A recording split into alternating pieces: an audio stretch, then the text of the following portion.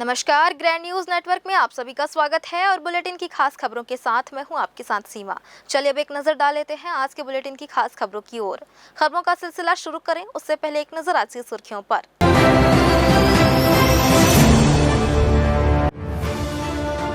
इस रविवार को सीपत की रही बारी, धर्मांतरण का आरोप लगाकर हिंदू संगठनों ने बोला धावा। क्रिश्चियन समुदाय ने भी कार्रवाई की मांग को लेकर थाने का किया घेराव। नशे के अवैध कारोबार से अर्जित धन से बनाई संपत्ति, पुलिस ने 1 करोड़ 20 लाख की संपत्ति को किया फ्रीज। मामला भेजा सफेमा को। लगभग हर आदमी साइबर अपराधियों के टारगेट में, लगातार लोगों के खून पसीने की संपत्ति जा रही बाहर, पुलिस हो रही हलाकान। विश्वकर्मा जयंती को लेकर रेलवे स्टेशन में जारी है तैयारी, पंडाल लेने लगे हैं आकार।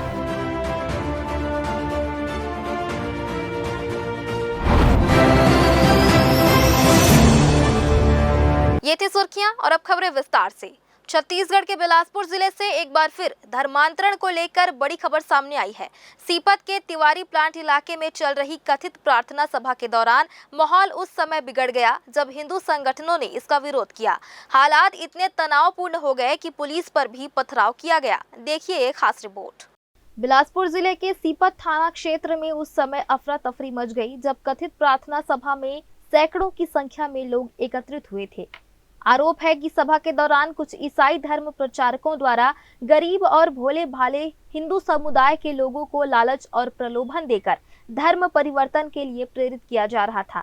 हिंदू संगठनों को जब इस बात की भनक लगी तो वे मौके पर पहुंचे और इसका विरोध दर्ज कराया। देखते ही देखते स्थिति तनावपूर्ण हो गई और विवाद बढ़ता चला गया। जो हमारे धर्म के खिलाफ जाके और धर्म बदल के और हिंदू भोले भाले हिंदुओं को क्रिश्चियन बना रहे हैं, जिसका विरोध करके हम लोगों ने पहले धर्मांतरण करने वाले घर का घेराव किए, वहाँ विरोध किए। सबसे पहले हमने प्रशासन को बुलाया, प्रशासन आई, प्रशासन से संभल नहीं रहा था चीज़ें, तो हम लोग आगे बढ़े, उनका विरोध किए, पुरजोर विरोध किए और उसके बाद उनको पकड़ के कुछ लोग, जिसमें एक बंदा अभी भी नहीं आया है, क्यों प्रशासन नहीं लाई है ये हमें नहीं पता, जिसने हमारे ऊपर भी हाथ उठाया और प्रशासन के ऊपर भी वो लोग धक्का मुक्की किए, दरवाज़ा बंद किए और प्रशासन के अधिकारियों को, सिपाहियों को बाहर निकाले जबरन। धर्म विरोधियों को कड़ी से कड़ी सजा दी जाए और धर्मांतरण प्रलोभन देके जबरदस्ती सेवा के नाम पे ये लोग धर्म परिवर्तन करवा रहे हैं, गुमराह करके, जो कि विश्व हिंदू परिषद, बजरंग दल कभी बर्दाश्त नहीं करेगा, सनातनी कभी बर्दाश्त नहीं करेंगे। इसलिए हम सभी सनातनी आज इकट्ठा हुए हैं और इसमें उचित कार्रवाई के तौर पे ये तो क्या करना चाहिए, जिस हिसाब से यूपी में होता है कि बुलडोजर वाला जो कांड होता है वो करना, बुलडोजर कार्रवाई करना भी उचित है, क्योंकि अगर ये चीज़ अगर रुकेगी नहीं तो ये धीरे धीरे पूरा छत्तीसगढ़ को खा जाएगी। स्थिति को संभालने के लिए जब सीपत पुलिस मौके पर पहुंची तो वहां मौजूद भीड़ ने पुलिस कर्मियों के साथ भी अभद्रता शुरू कर दी। पुलिस के समझाने बुझाने के बावजूद कथित धर्मांतरण समर्थकों ने न केवल गाली गलौज की बल्कि ईंट पत्थरों से हमला भी कर दिया। इस हमले में एक पुलिस जवान सहित 2 लोग घायल हो गए। सीपत थाना क्षेत्र के गांव में पुलिस को मुखबिर की सूचना मिली थी कि वहां कुछ लोग स्थानीय लोगों को आर्थिक लालच देकर धर्मांतरण करा रहे हैं, जिस पर पुलिस के द्वारा वहां दबिश दी गई तथा दबिश में कुछ करीब 4 लोग ऐसे मिले जो लोगों को बरगला के उनके धर्मांतरण के लिए प्रेरित कर रहे थे। पुलिस के द्वारा वहां स्थानीय लोगों की शिकायत पर अपराध पंजीबद्ध कर मामले की विवेचना की जा रही है। बताया जा रहा है कि एक विशेष समुदाय ने जानबूझकर स्थिति को भड़काने की कोशिश की। घटना के बाद इलाके में भारी पुलिस बल तैनात कर दिया गया है और मामले की गंभीरता से जांच की जा रही है। ग्रैंड न्यूज के लिए कैमरामैन अमर ध्रुव के साथ पिंटू दुबे की रिपोर्ट। सीपत इलाके में धर्मांतरण को लेकर उपजा विवाद अब और अधिक तनावपूर्ण होता जा रहा है। पहले जहां पादरी समेत 6 लोगों के खिलाफ पुलिस ने एफआईआर दर्ज की थी, वहीं अब इस कार्रवाई के विरोध में बड़ी संख्या में क्रिश्चियन समाज के लोग सीपत थाने पहुंच गए। उन्होंने आरोप लगाया कि घटना के दौरान हिंदू संगठनों के लोगों ने उनके साथ मारपीट की, लेकिन पुलिस ने केवल एक तरफा कार्रवाई की और उन लोगों के खिलाफ कोई केस दर्ज नहीं किया गया। इस दौरान थाने के बाहर भारी भीड़ और गहमा गहमी का माहौल बना रहा। स्थिति को संभालने के लिए पुलिस प्रशासन ने अतिरिक्त बल तैनात कर दिया है। क्रिश्चियन समाज की मांग है कि पुलिस निष्पक्ष होकर दोनों पक्षों पर कार्रवाई करे और हिंदू संगठनों के लोगों पर भी एफआईआर दर्ज की जाए। फिलहाल पुलिस ने हालात पर नियंत्रण पा लिया है और आश्वस्त किया गया है कि जांच के बाद उचित कार्रवाई की जाएगी। बिलासपुर रेलवे स्टेशन का रीडेवलपमेंट प्रोजेक्ट एक बार फिर विवादों में है। करोड़ों रुपए खर्च करने का दावा कर रेलवे ने जोर शोर से काम शुरू किया था, लेकिन पिछले 6 महीनों से यह प्रोजेक्ट ठप पड़ा है। विकास कार्य के नाम पर स्टेशन परिसर के दशकों पुराने छायादार वृक्षों को काट दिया गया, जिनकी छांव में यात्री गर्मी और बरसात से राहत पाते थे। आज उनकी जगह केवल धूल और मलबा बचा है। स्थानीय लोगों और पर्यावरण प्रेमियों का आरोप है कि रेलवे ने बिना ठोस वैकल्पिक योजना के प्राकृतिक विरासत को नष्ट कर दिया।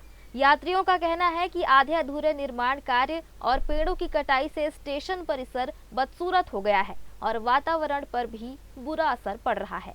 वर्ल्ड क्लास सुविधाओं का सपना दिखाकर नया भवन और प्लेटफॉर्म बनाने का दावा किया गया था, लेकिन यात्रियों को बदइंतजामी और अव्यवस्था ही मिली। रेलवे अधिकारियों का कहना है कि तकनीकी और प्रशासनिक कारणों से काम रुका है और जल्द शुरू किया जाएगा, मगर सवाल यह है, जब करोड़ों खर्च करने का दावा किया गया था तो प्रोजेक्ट बीच में क्यों रोका गया और पेड़ों की अनावश्यक कटाई क्यों की गई? फिलहाल अधूरा प्रोजेक्ट और उजड़े पेड़ रेलवे की कार्यप्रणाली पर गंभीर सवाल खड़े कर रहे हैं। ग्रैंड न्यूज के लिए गोलू कश्यप के साथ राकेश मिश्रा की रिपोर्ट। बिलासपुर में हवाई सेवाओं के विस्तार को लेकर एक महत्वपूर्ण पहल की गई है। केंद्रीय आवासन एवं शहरी कार्य राज्य मंत्री तोखन साहू ने हाल ही में केंद्रीय रक्षा मंत्री राजनाथ सिंह से सौजन्य भेंट कर बिलासपुर एयरपोर्ट विस्तार में आ रही भूमि संबंधी बाधा को दूर करने के लिए संयुक्त बैठक बुलाने का आग्रह किया है। मंत्री ने कहा कि यदि रक्षा मंत्रालय की 1012 एकड़ अनुपयोगी भूमि में से 290 एकड़ भूमि राज्य सरकार को मिल जाए तो रनवे का विस्तार संभव है और इससे क्षेत्रीय हवाई संपर्क को नया आयाम मिलेगा। बिलासपुर छत्तीसगढ़ का दूसरा सबसे बड़ा शहर होने के साथ साथ एक अहम औद्योगिक, न्यायिक और शैक्षणिक केंद्र भी है। यहाँ उच्च न्यायालय सहित कई केंद्रीय संस्थानों के मुख्यालय मौजूद हैं, लेकिन इसके बावजूद शहर में हवाई सेवाओं की वर्तमान स्थिति तेजी से बढ़ती जरूरतों को पूरा नहीं कर पा रही है। हवाई अड्डे के विस्तार की सबसे बड़ी रुकावट एयरपोर्ट से सटी हुई रक्षा मंत्रालय की 1012 एकड़ भूमि है, जो अब अनुपयोगी पड़ी है। रनवे विस्तार के लिए केवल 290 एकड़ भूमि की आवश्यकता है, लेकिन मुआवजे को लेकर राज्य सरकार और रक्षा मंत्रालय के बीच मतभेद बना हुआ है। हवाई सेवा का विस्तार हो, इसके लिए मैं पहले दिन से लगा हुआ हूँ। माननीय रक्षा मंत्री जी से मैंने निवेदन किया है कि राज्य सरकार के हमारे जो सचिव हैं और रक्षा मंत्रालय के, इनकी ज्वाइंट मीटिंग बुला करके जो भी मामले है जमीन के लेन देन का उसे निपटाया जाए। तो माननीय रक्षा मंत्री जी ने कहा कि बहुत जल्दी दोनों को बुला करके इसका निराकरण करेंगे। की सुविधाएं बिलासपुर को मिलने लगेगी। देखिए, निरंतर मेरा प्रयास जारी है। इस प्रकार से रेलवे के स्टॉपेज के लिए मैं पहले दिन से लगा रहा और आज 55 ट्रेनों का स्टॉपेज मुझे मिल चुका है, छत्तीसगढ़ को मिल चुका है। मेरा प्रयास निरंतर जारी रहेगा। इस भूमि विवाद को सुलझाने और हवाई सेवाओं के विस्तार को आगे बढ़ाने के लिए मंत्री तोखन साहू ने रक्षा मंत्री राजनाथ सिंह से हस्तक्षेप करने का अनुरोध किया है। उन्होंने कहा कि इस मुद्दे पर राज्य सरकार और रक्षा मंत्रालय के अधिकारियों के बीच एक संयुक्त बैठक बुलाई जानी चाहिए, ताकि संवाद के माध्यम से व्यावहारिक समाधान निकाला जा सके। ग्रैंड न्यूज के लिए कैमरामैन अमर ध्रुव के साथ पिंटू दुबे की रिपोर्ट। फिलहाल वक्त हो चला है एक छोटे से ब्रेक का। ब्रेक के बाद भी खबरें जारी रहेंगी, बने रहिए हमारे साथ। जय जया प्राइवेट ITI NCVT से मान्यता प्राप्त एंड ISO सर्टिफाइड 10वीं पास विद्यार्थियों के लिए 2 year electrician course, OPA 1 year course, computer operating and programming assistant course, best classroom facility, admissions open. Jai Jaya private ITI, riverview colony, Koni, Bilaspur, Chhattisgarh. Break के बाद आप सभी का स्वागत है। बिलासपुर पुलिस ने NDPS एक्ट की धारा 68F के तहत एक बड़ी कार्रवाई करते हुए आरोपी अजय चक्रवर्ती की लगभग 1 करोड़ 20 लाख मूल्य की अवैध संपत्तियों को फ्रीज किया है। आरोपी के विरुद्ध बिलासपुर और जबलपुर जिलों में NDPS एक्ट के तहत कई गंभीर प्रकरण दर्ज है। नशे के अवैध कारोबार से अर्जित धन को वैध दिखाने के लिए आरोपी ने अपनी पत्नी और एक परिचित महिला के नाम पर जमीन खरीदी और मकान निर्माण कराया था। यह कार्रवाई वर्ष 2021 में तोरवा थाने में दर्ज एक प्रकरण की वित्तीय जांच के निर्देश पर शुरू की गई थी, जिसके परिणाम स्वरूप सिरगिट्टी थाना क्षेत्र के आवास पारा और टिकरा पारा में स्थित संपत्तियों को फ्रीज कर सफेमा न्यायालय को भेजा गया है। अब तक जिले में कुल 6 प्रकरणों में 17 व्यक्तियों की लगभग 7 करोड़ की अवैध संपत्तियां चिन्हित कर फ्रीज की जा चुकी है। आरोपी अजय चक्रवर्ती के विरुद्ध बिलासपुर के अलग अलग थानों में एनडीपीएस के अपराध पंजीबद्ध थे, जिसमें पुलिस के द्वारा उसमें फाइनेंशियल इन्वेस्टिगेशन करने के पश्चात ये जानकारी मिली कि उसके द्वारा नशे के व्यापार से करीब 1 करोड़ की संपत्ति अर्जित की गई है। और पुलिस के द्वारा इस मामले में अलग अलग विभागों से इनकम टैक्स, राजस्व, सभी विभागों से जानकारी प्राप्त की गई। और जानकारी पुख्ता होने के पश्चात आरोपी के विरुद्ध उसकी जो एनडीपीएस और गलत तरीके से जो व्यापार था उससे अर्जित संपत्ति को फ्रीज किया गया है तथा उसे कन्फर्मेशन के लिए सक्षम न्यायालय जो सफेमा कोर्ट है बॉम्बे और वहां भेजा गया है। ग्राम पारा घाट स्थित राशि पावर प्लांट में रात के समय सुरक्षा ड्यूटी पर तैनात 2 सिक्योरिटी गार्ड्स पर अज्ञात युवकों ने अचानक हमला कर दिया। घटना 12 सितंबर की रात लगभग 11:20 की है, जब प्रीतम लहरे और उनके साथी शत्रुघ्न सुमन प्लांट के गेट से शिव मंदिर तक गश्त कर रहे थे। तभी 2 स्थानीय युवक वहां पहुंचे और गाली गलौज करने लगे। मना करने पर उन्होंने अपने अन्य साथियों को बुलाकर दोनों गार्ड्स पर बेल्ट और झारा से हमला कर दिया। इस हिंसक घटना में प्रीतम लहरे को सिर और पीठ में चोटें आई, जबकि शत्रुघ्न सुमन को दाहिने कंधे और पेट में गंभीर चोटें लगी। हमलावरों ने गार्ड्स की एक्टिवा और स्प्लेंडर प्लस गाड़ियों में भी जमकर तोड़फोड़ की। घटना की जानकारी गार्ड्स ने कंपनी के अधिकारी को दी, जिसके बाद मामला दर्ज कराया गया। अब संबंधित धाराओं के तहत अज्ञात आरोपियों के खिलाफ मामला दर्ज कर जांच शुरू कर दी गई है और हमलावरों की पहचान व गिरफ्तारी की प्रक्रिया जारी है। बिलासपुर में गांधी चौक के पास उस समय अफरा तफरी मच गई जब एक ई बाइक में अचानक आग लग गई। चंद मिनटों में बाइक धू कर जलने लगी और देखते ही देखते पूरी तरह खाक हो गई। घटना के दौरान आसपास मौजूद लोगों ने आग बुझाने की कोशिश की, लेकिन आग इतनी तेजी से फैली कि बाइक को बचाया नहीं जा सका। प्रारंभिक जानकारी के मुताबिक आग लगने की वजह शॉर्ट सर्किट माना जा रहा है। हालांकि आधिकारिक पुष्टि अभी नहीं हुई है। गनीमत रही कि इस हादसे में कोई हताहत नहीं हुआ, लेकिन घटना ने ई बाइक की सुरक्षा को लेकर सवाल जरूर खड़े कर दिए हैं। बिलासपुर पुलिस विभाग में करीब 6000 आरक्षक पदों पर भर्ती के लिए रविवार को लिखित परीक्षा संपन्न हुई। बिलासपुर जिले के 31 परीक्षा केंद्रों पर आयोजित इस परीक्षा में उम्मीदवारों ने भारी उत्साह के साथ हिस्सा लिया। परीक्षा में गणित के तार्किक सवालों और जनरल नॉलेज की परख की गई, जिसे कई उम्मीदवारों ने चुनौतीपूर्ण माना। व्यापम ने इस परीक्षा में उन्हीं अभ्यर्थियों को शामिल किया जो कुछ महीने पहले आयोजित शारीरिक दक्षता परीक्षा में सफल हुए थे। अब शारीरिक दक्षता और लिखित परीक्षा दोनों में मिले अंकों के आधार पर ही अंतिम चयन किया जाएगा। परीक्षा में आरक्षक ट्रेडमैन और आरक्षक होमगार्ड के लिए महिला और पुरुष अभ्यर्थियों ने हिस्सा लिया। उपस्थिति लगभग 100% रही और 11,751 में से केवल 72 उम्मीदवार अनुपस्थित रहे। लंबे समय बाद परीक्षा में इतनी बड़ी संख्या में युवाओं की मौजूदगी ने भर्ती प्रक्रिया को खास बना दिया। ग्रामीण और आदिवासी अंचलों से आए युवाओं ने कहा कि बचपन से पुलिस में भर्ती होने का सपना अब साकार होने की उम्मीद जगी है। कई ने माना कि भले ही आवेदन से परीक्षा तक का सफर लंबा रहा, लेकिन मेहनत रंग लाएगी। युवा वर्ग ने इस भर्ती को सरकारी नौकरी की दिशा में बड़ा अवसर बताया। फिजिकल निकालने के बाद पूर्ण तैयारी थी हम लोगों की, बटा गणित रीजनिंग सब ठीक था और जो इंडिया का जीके था ना वो थोड़ा टफ मॉडरेट था। हाँ, और छत्तीसगढ़ का ठीक था, 2-4 क्वेश्चन इधर उधर था, बाकी सब ठीक। क्या लगता है कि किसी एग्जाम को निकालने के लिए क्या सबसे ज़्यादा इम्पोर्टेंट होता है? सबसे ज़्यादा इम्पोर्टेंट मेरे नज़र में तो गणित रीजनिंग है। वो बन गया तो फिर बाकी इधर जीके का तो कोई कहीं से भी दे देते हैं, है ना, वो ठीक है तो फिर सब बन जाएगा। क्वेश्चन तो ठीक ही था, बट हमारे यहाँ गणित इंग्लिश ठीक, गणित और रीजनिंग ठीक ही आया था, इजी है वो, बट जीके जो था ना इंडिया और छत्तीसगढ़ को कम क्वेश्चन पूछा इसमें। क्या लगता है जिस तरह से सीजीपीएससी के तहत ये एग्ज़ाम हो रहा है, छत्तीसगढ़ से रिलेटेड ज़्यादा क्वेश्चन होने थे? नहीं, हाँ, क्वेश्चन तो होना था छत्तीसगढ़ से, जो सिलेबस में दिया उसके हिसाब से तो होना था क्वेश्चन, तो सिलेबस के हिसाब से इतना ज़्यादा क्वेश्चन नहीं आया है। व्यवस्था कैसा था परीक्षा के? व्यवस्था ठीक था व्यवस्था, लेकिन वही सर 2 घंटा पहले बैठ जाते हैं, थोड़ा सा दिक्कत होता है बैठने में। एक बार फिर से वक्त हो चला एक छोटे से ब्रेक का। ब्रेक के बाद भी खबरें जारी रहेंगी, बने रहिए ग्रैंड न्यूज नेटवर्क के साथ। जयजया प्राइवेट ITI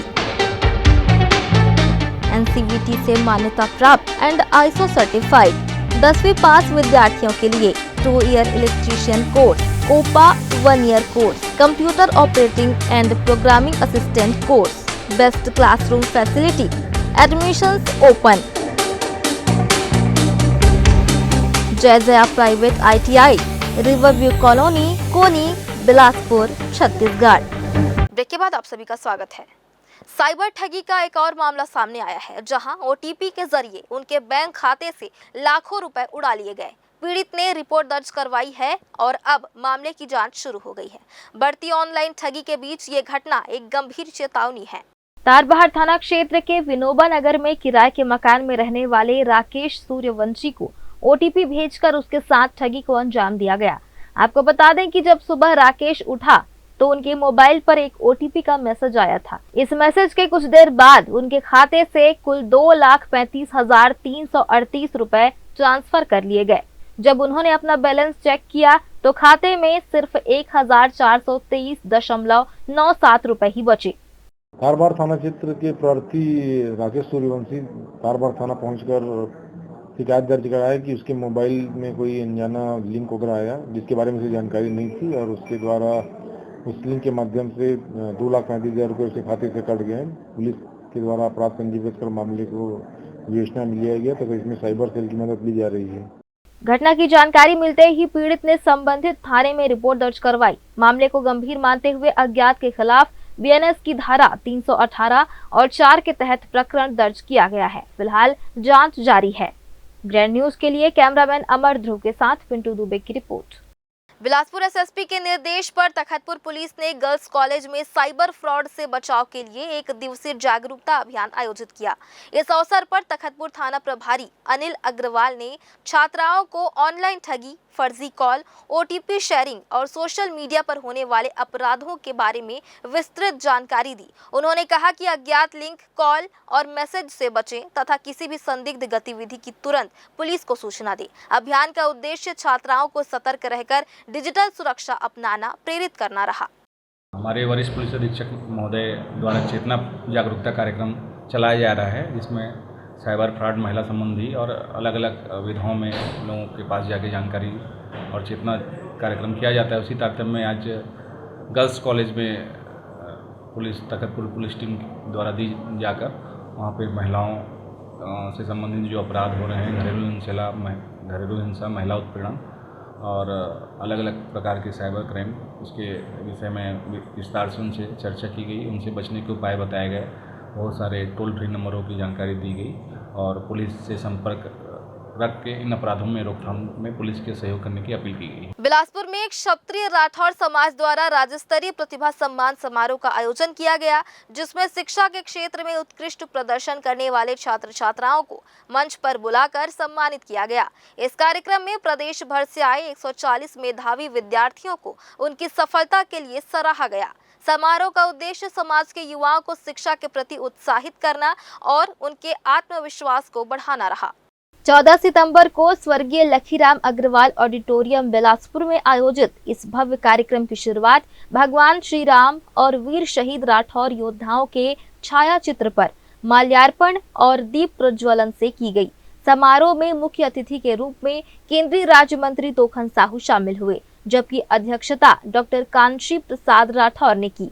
विशिष्ट अतिथि के रूप में अमर अग्रवाल और महापौर पूजा विधानी ने भी बच्चों का हौसला बढ़ाया। मंच पर बुलाकर बच्चों को पुष्प गुच्छ और स्मृति चिन्ह देकर सम्मानित किया गया। इस दौरान बच्चों और उनके परिजनों के चेहरे पर गर्व की चमक साफ दिखाई दे रही थी।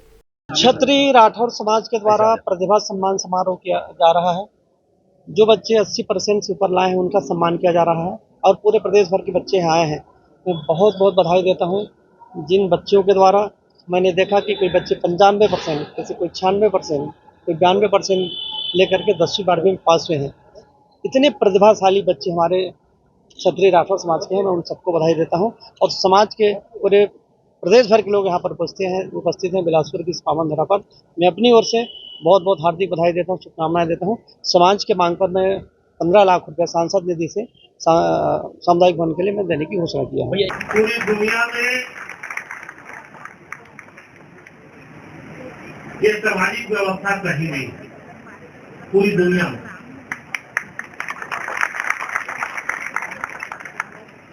पूरी दुनिया में अगर सामाजिक व्यवस्थाएं अगर कहीं है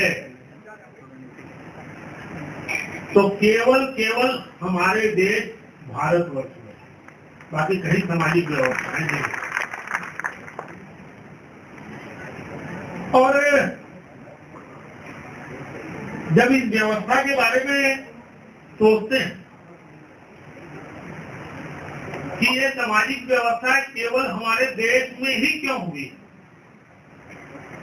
अन्य देशों में क्यों नहीं, तो श्रद्धा से सर झुकता है कि हमारे पूर्वजों ने ये सामाजिक व्यवस्थाओं का निर्माण किया। श्रद्धा हमारे समाज में जो प्रतिभाशाली छात्र छात्राएं हैं जिनका 80% से ऊपर आया हुआ है, उनको सम्मानित करके किसी भी प्रतिभा को आप यदि सम्मान करेंगे तो उनका ऊर्जा भी बढ़ता है, प्रेरणा भी मिलती है और वो शिक्षा के क्षेत्र में और अग्रसर होने का प्रयास करते हैं। तो इसी भावना को ध्यान में रखते हुए हम हमारे समाज के जितने भी छात्र छात्राएं हैं उसको सम्मानित कर रहे हैं। और इसके पीछे एक उद्देश्य और भी होता है कि हमारी जो प्रतिभा है वो हमारी समाज को भी समझे, समाज को जाने। जिस समाज ने उनको इतना आदर दिया, जिस समाज उसको इतना सम्मान कर रहे हैं, तो उस समाज से जब तक उनके मन में प्रेम नहीं होगा तो कैसे बनेगा। तो ये इससे एक प्रेम पैदा करने का बहुत अच्छा एक माध्यम है। आज हम अपने बच्चों को जो 10वीं और 12वीं क्लास में 80% से ऊपर अंक हासिल किए हैं उनको प्रोत्साहित करने के लिए हमने ये कार्यक्रम आयोजित किया है।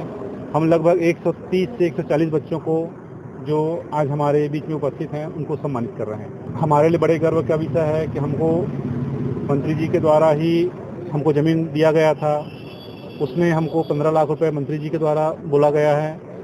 और हमारे बाउंड्री वाल की आवश्यकता थी, बाउंड्री वाल के भी हमारे महापौर महोदया ने बोले हैं और हमको केंद्रीय मंत्री जी बोली दिए। सामाजिक कार्यक्रम के दौरान केंद्रीय राज्य मंत्री तोखन साहू ने राठौड़ समाज को 15 लाख रुपए देने की घोषणा की। आने वाले वर्षों में और भी बड़ी योजनाएं साकार की जा सकेंगी। समाज के पदाधिकारियों ने जानकारी दी कि सम्मान समारोह का आयोजन हर वर्ष किया जाता है और आगे खेल, संस्कृति और अन्य क्षेत्रों में भी प्रतिभाशाली युवाओं को आगे लाने की योजना है। यह आयोजन शिक्षा के प्रति समाज की जागरूकता और प्रबुद्धता का प्रतीक बन गया है, जिससे नई पीढ़ी को प्रेरणा और दिशा मिल रही है। ग्रैंड न्यूज के लिए कैमरामैन अमर ध्रुव के साथ पिंटू दुबे की रिपोर्ट।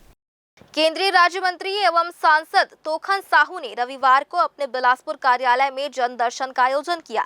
इस दौरान बड़ी संख्या में लोग अपनी समस्याएं लेकर पहुंचे। मंत्री ने एक एक कर फरियादियों की समस्याएं सुनी और समाधान का भरोसा दिलाया। लोगों ने बिजली, पानी, सड़क, स्वास्थ्य सुविधाओं समेत प्रशासनिक दिक्कतें सामने रखी। वहीं कुछ लोगों ने व्यक्तिगत समस्याएं भी बताई, जिन पर सांसद ने गंभीरता से चर्चा की।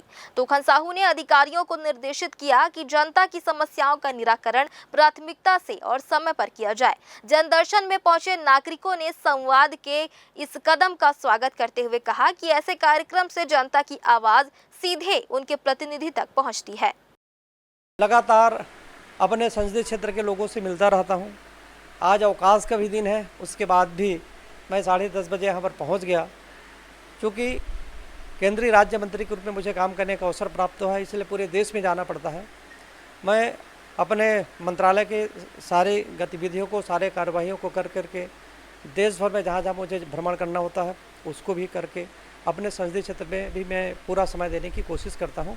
और आज आप देख रहे हैं कि छुट्टी के दिन के बाद भी इतने लोग सब इस जन दर्शन में उपस्थित हैं। एक बार फिर से रुकेंगे एक ब्रेक के लिए। ब्रेक के बाद भी खबरें जारी रहेंगी। बने रहिए ग्रैंड न्यूज नेटवर्क के साथ। जय जया प्राइवेट ITI NCVT से मान्यता प्राप्त एंड ISO सर्टिफाइड। 10वीं पास विद्यार्थियों के लिए 2 year electrician course, COPA 1 year course, computer operating and programming assistant course, best classroom facility, admissions open. Jai Jaya private ITI, riverview colony, Koni, Bilaspur, Chhattisgarh. Break के बाद आप सभी का स्वागत है। देव शिल्पी भगवान विश्वकर्मा की जयंती पर इस बार भी रेलवे परिक्षेत्र में जबरदस्त भीड़ उमड़ने वाली है। हालांकि बिलासपुर रेलवे स्टेशन पर चल रहे पुनर्विकास कार्य के कारण आयोजन की रौनक थोड़ी फीकी पड़ सकती है। परंपरा के अनुसार रेलवे के लगभग सभी विभागों में पंडाल बनाने की तैयारी शुरू हो गई है। गार्ड लॉबी और लोको पायलट कार्यालय के सामने सबसे बड़ा पंडाल आकार ले चुका है। वहीं telecom, mechanical, DRM office, electric और इंजीनियरिंग विभागों में भी मूर्ति स्थापना की तैयारी चल रही है। रेलवे स्टेशन परिसर में फिलहाल ठेकेदारों ने काम रोककर जगह को घेर रखा है, जिसकी वजह से श्रद्धालुओं और दर्शनार्थियों की आवाजाही प्रभावित हो सकती है। फिर भी इस बार पंडाल तक पहुंचने के लिए टीन शेड को खोला जाएगा। इसके लिए रेलवे से परमिशन मिल चुकी है। गार्ड लॉबी के पास इस बार ऑर्केस्ट्रा जैसे कार्यक्रम नहीं होंगे। रेलवे ने इसकी अनुमति नहीं दी है। हालांकि लगातार 2 दिनों तक भोग और भंडारे का आयोजन किया जाएगा। पुनर्विकास कार्य की वजह से स्टेशन के आसपास का माहौल ठंडा पड़ने के बावजूद रेल कर्मचारियों और श्रद्धालुओं का उत्साह कम नहीं हुआ है। सभी विभागों में तैयारियां जोरों शोरों पर है और परंपरा को आगे बढ़ाने पर जोर दिया जा रहा है। रेलवे परिक्षेत्र और बिलासपुर परिक्षेत्र में सबसे बड़ा विश्वकर्मा बनता है और तैयारी जोर शोर से चल रही है और यहाँ पर 2 दिन का भोग रहेगा, तीसरे दिन खीर का प्रोग्राम। रेलवे क्षेत्र के साथ साथ शहर के कई इलाकों में भी पंडाल सजने लगे हैं। ऐसे में देव शिल्पी भगवान विश्वकर्मा की जयंती पर एक बार फिर से आस्था और श्रद्धा का संगम देखने को मिलेगा। ग्रैंड न्यूज के लिए कैमरामैन गोलू कश्यप के साथ राकेश मिश्रा की रिपोर्ट। हिंदी दिवस के अवसर पर बिलासपुर से जुड़ी उन ऐतिहासिक और सांस्कृतिक यादों को फिर से जीवंत किया गया जो हिंदी भाषा की विरासत को मजबूती देती है। महात्मा गांधी, जिन्होंने गुजराती होने के बावजूद हिंदी को देश की एकता और जन जागरण का माध्यम बताया, उनकी सोच आज भी प्रासंगिक है। वहीं बिलासपुर स्थित ऐतिहासिक सेंट्रल जेल में स्वतंत्रता संग्राम के दौर में बंदी बनाए गए महान कवि पंडित माखन लाल चतुर्वेदी की रचना पुष्प की अभिलाषा आज भी देशभक्ति और भाषा की ताकत का प्रतीक बनी हुई है। उनकी कविता न सिर्फ स्कूली पाठ्यक्रम का हिस्सा है, बल्कि यह पीढ़ी को देश के प्रति समर्पण का भाव सिखाती है। हाल ही में जब प्रदेश के उप मुख्यमंत्री सेंट्रल जेल पहुंचे तो माखन लाल की स्मृतियों को नमन कर यह संदेश दिया गया कि हिंदी केवल एक भाषा नहीं, बल्कि आजादी की लड़ाई से लेकर सांस्कृतिक पहचान तक हमारे अस्तित्व का अहम हिस्सा है। कहते हैं चाहत और फैन बनने की कोई उम्र नहीं होती। इसका ताज़ा उदाहरण है महज 2 साल 11 महीने की कृषिका ऋषि, जो इन दिनों सोशल मीडिया पर छोटी तानिया मित्तल के नाम से छाई हुई है। कृषिका बिग बॉस 19 की कंटेस्टेंट तानिया मित्तल की सबसे बड़ी फैन बन गई है। तानिया को टीवी पर देखकर कृषिका उसकी नकल करने लगी और धीरे धीरे इतना प्रभावित हुई कि घर में साड़ी पहनने और ज्वेलरी सजाने लगी। कृषिका के क्यूट वीडियो को सोशल मीडिया पर लाखों व्यूज मिले और लोग उसे प्यार से छोटी तानिया मित्तल कहने लगे। यह वीडियो खुद तानिया मित्तल और उनके परिवार तक भी पहुंचा। उन्होंने कृषिका की मासूमियत की तारीफ की और जल्द मिलने का वादा किया। इससे कृषिका का उत्साह और बढ़ गया। हस्बैंड बिग बॉस देखते थे तो एक दिन क्या हुआ, मम्मा मेरे को बिग बॉस लगाओ, मैंने कहा आपने क्या करना है बिग बॉस में? कहती मेरे को तान्या देखनी है। वी वर सरप्राइज्ड कि ये कैसे हो गया। मैंने कहा तान्या कौन है? जो चुन्नी पहनती है, इसको साड़ी बोलनी नहीं आई एक्चुअली, तो इसको चुन्नी में। अगले दिन से मुझे कहती मम्मा आप भी तान्या बनो, मैं भी तान्या बनूंगी। उस दिन से ये डेली घर पे तान्या साड़ी पहन के घूम रही है और कह रही है मैं स्कूल भी तान्या मित्तल ही बन के जाऊँगी। मैं तान्या मित्तल हूँ, मैं घर का बॉस हूँ। सबको कह रही है मेरे को घर पे बॉस बुलाओ। हर किसी ने अपने छोटे हुए कज़न को भी कॉल करके कह रही है मुझे बॉस बुलाना है आपने। और जैसे सुबह मैं इसको सुलाने स्कूल के लिए रेडी करना होता है तो मुझे कहती है मैं स्कूल नहीं जाऊँगी, मैं तान्या मित्तल के पास जाऊँगी। इवन स्कूल के भी सब टीचर्स अब इसको तान्या मित्तल कह के बुलाने लग गए हैं। Hello Tanya Mittal, good morning Tanya Mittal, bye Tanya Mittal, ऐसे करके। इंस्टा में जो तान्या मित्तल के रूप में ये वीडियो वगैरह डालती हैं, कैसा प्यार लोगों का मिल रहा है उसमें? आप क्या कुछ? बहुत अच्छा प्यार, बहुत ज़्यादा प्यार मिल रहा है।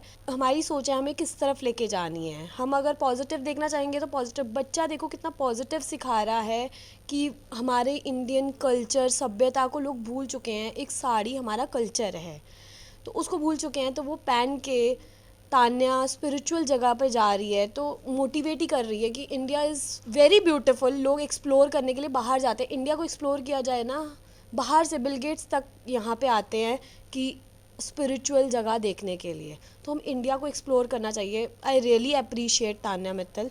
और मेरी डॉटर भी वो कह रही है कि मुझे तान्या मित्तल जैसे साड़ी पहन के घूमना है। इवन तान्या मित्तल की फैमिली क्या देख पाई अभी तक ये? बिल्कुल, मेरी उनसे बात भी हुई है। उनके ब्रदर का मेरे को कॉल भी आया है।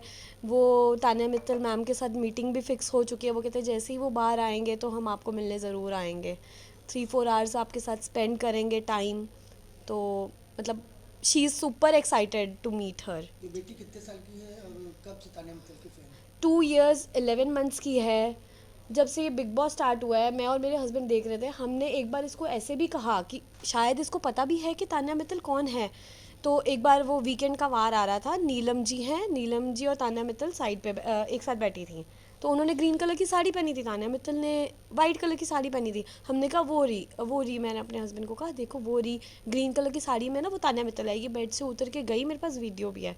नहीं मम्मा, वाइट कलर की साड़ी वाली है जिन्होंने सेट पहनना है, मुझे भी सेट पहनना है। आज कृषिका जब भी तान्या के अंदाज में तैयार होकर एक्टिंग करती है तो लोग उसे खूब सराहते हैं। यहाँ तक कि स्कूल में भी दोस्त और टीचर्स उसे प्यार से तान्या मित्तल कहकर बुलाते हैं। बिलासपुर की यह नन्ही बच्ची अब इंटरनेट पर भी अपनी खास पहचान बना चुकी है। इससे परिवार के लोग काफी उत्साहित हैं। ग्रैंड न्यूज के लिए गोलू कश्यप के साथ राकेश मिश्रा की रिपोर्ट।